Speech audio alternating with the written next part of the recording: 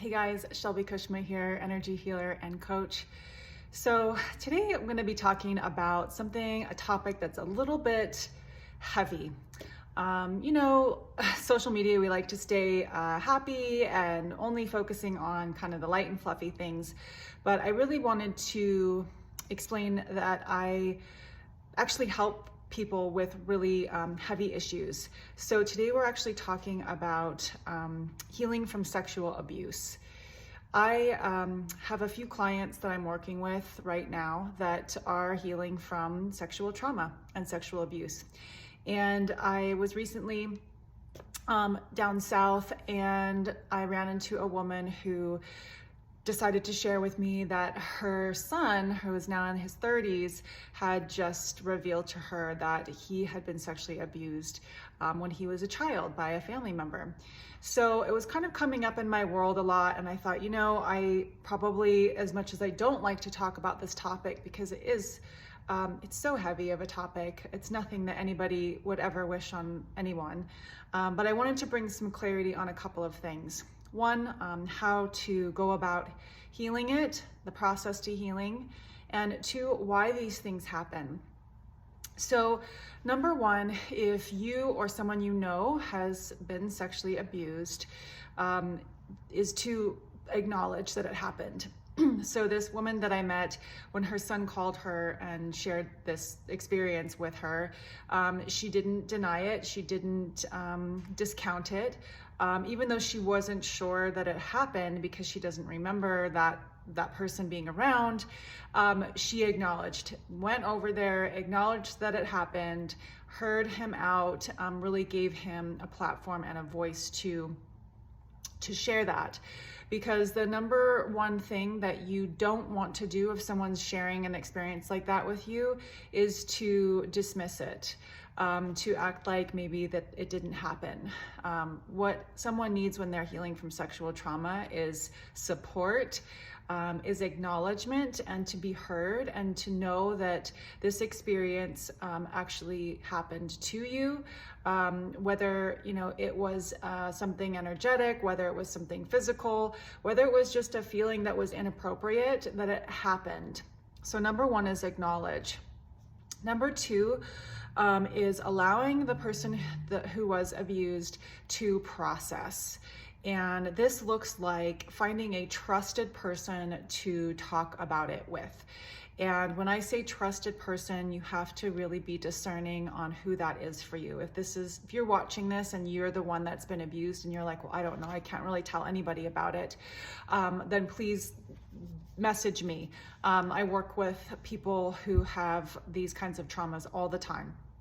I can also direct you to some people if that's the case. So talk about it, process it, bring it to the surface, as painful or as embarrassing as it may be. It's important for you to get this out, better out than in. When we hold in these emotions, they tend to make us sick. They can distort our reality. They can really affect our world in a negative way. Number three would be and this is probably the step that you wouldn't get with a normal therapist.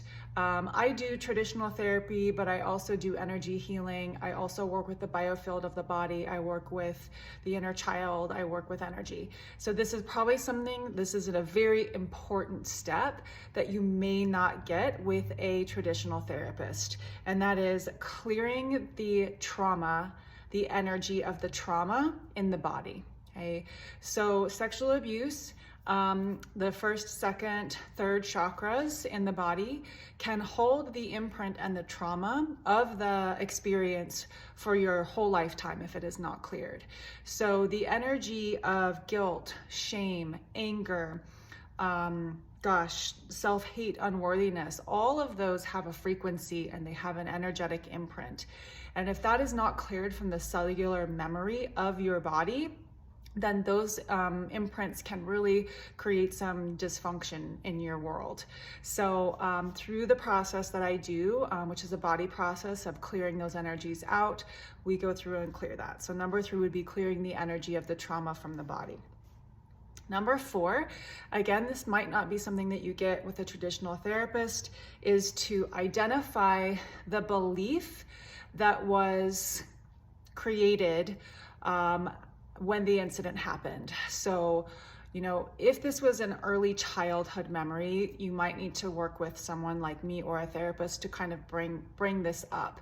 But it would be asking the question, what did I make this experience mean? And what did I make it mean about me? Right?